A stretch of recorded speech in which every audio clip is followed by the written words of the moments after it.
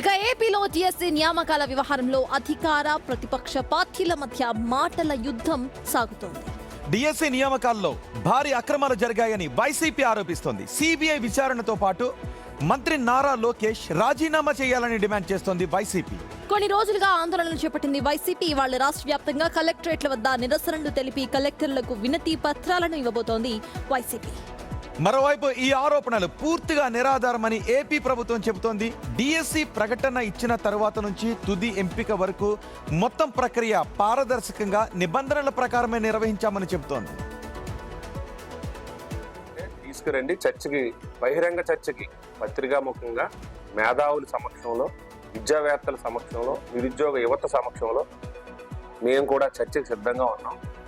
ఎక్కడైనా ఆరోపణ నిజమని నిరూపిస్తే నేను నా స్థాయిలో మీకు సవాల్ విసురుతున్నాను, నా ఎమ్మెల్సీ పదవికి రాజీనామా చేస్తానని ఈ సందర్భంగా తెలియజేస్తాను.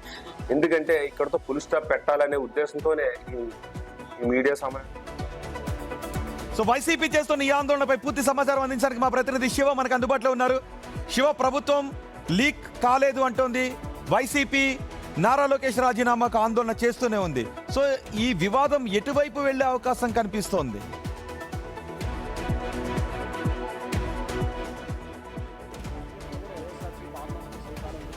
డిఎస్సీ వ్యవహారానికి సంబంధించి కూడా మంత్రి లోకేష్ రాజీనామా చేయాలి, ఈ వ్యవహారానికి సిబిఐ దర్యాప్తు చేయాలని చెప్పి వైఎస్ఆర్సీపీ డిమాండ్ చేస్తుంది.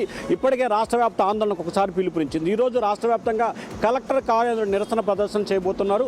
అలాగే రేపటి నుంచి వచ్చే నెల 8వ తేదీ వరకు మండల, గ్రామ, నియోజకవర్గ, జిల్లా స్థాయిలో వరుసన సమావేశాలు, సమీక్షలు, అలాగే సెమినార్లు, ఆందోళన కార్యక్రమాలకి వైఎస్ఆర్సీపీ పిలుపునిచ్చింది. ఏదైతే డిఎస్సీ అక్రమాలు జరిగినాయి, పేపర్ లీక్ అయినాయి, స్పోర్ట్స్ కోటాకి సంబంధించి కూడా కొంతమంది నిజమైన వ్యక్తులకు అందకుండా తెలుగుదేశం పార్టీ కార్యాలయంలో పనిచేసే సిబ్బందికి పోస్టులు వచ్చాయని చెప్పి వైఎస్ఆర్సీపీ ఆరోపిస్తుంది. ఈ ఆరోపణని అధికార పార్టీ ధీటుగా రిప్లై ఇచ్చింది. కేవలం రాజకీయ లబ్ధి కోసమే ఏదో ఒక అడావుడి చేస్తూ ఆంధ్రప్రదేశ్లో కూటమి ప్రభుత్వం చేస్తున్న అభివృద్ధి సంక్షేమ కార్యక్రమాలు, అలాగే భోగాపురం విమానాశ్రయం, అంతర్జాతీయ విమానాశ్రయం ప్రారంభమవుతున్న నేపథ్యంలో దీన్ని డైవర్ట్ చేసి ఈ రోజు వైసీపీ కలెక్టర్స్ కు వినతి పత్రాన్ని కూడా అందించే ప్రయత్నం చేస్తున్నట్టు తెలుస్తుంది. ఏ టైంకి దానికి సంబంధించిన అప్డేట్స్?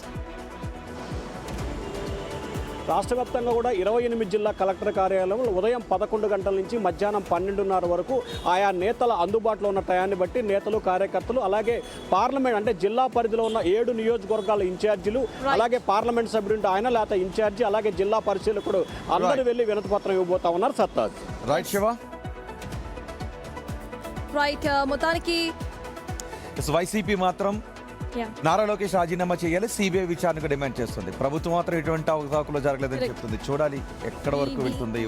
దీనికి ఎప్పుడు ఫుల్ స్టాప్ పడుతుందో. పార్ట్ ఆఫ్ ఇట్ ఈ రోజు మనం చాలా వాటి గురించి మాట్లాడుకున్నాము. అండ్ ఒకటి బాగా గుర్తుండిపోయింది ఏంటంటే చెట్లను నాటడము.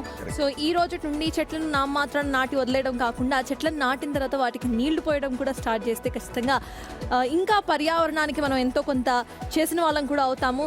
సో మేము క్వశ్చన్ అడిగాం, మన వనజీవి రామయ్య గురించి మీరేమనుకుంటున్నారు? ఆయన గురించి మీకు తెలిసిందేంటి? ఎంతమందికి తెలుసు? జస్ట్ కామెంట్ చేయండి. మనం తమిళనాడులో చెట్లను నాటుతున్న ఒక పర్యావరణ పరిరక్షణ గురించి మాట్లాడుకున్నాం, పళనిస్వామి గురించి. మన వనజీవి రామయ్య గురించి మీరు కామెంట్స్ చేయండి. తెలియకపోతే ఒక్కసారి చూడండి, పిల్లలకు కూడా చెప్పండి. అండ్ ఇది ఇవాల్టి సుప్రభాతం.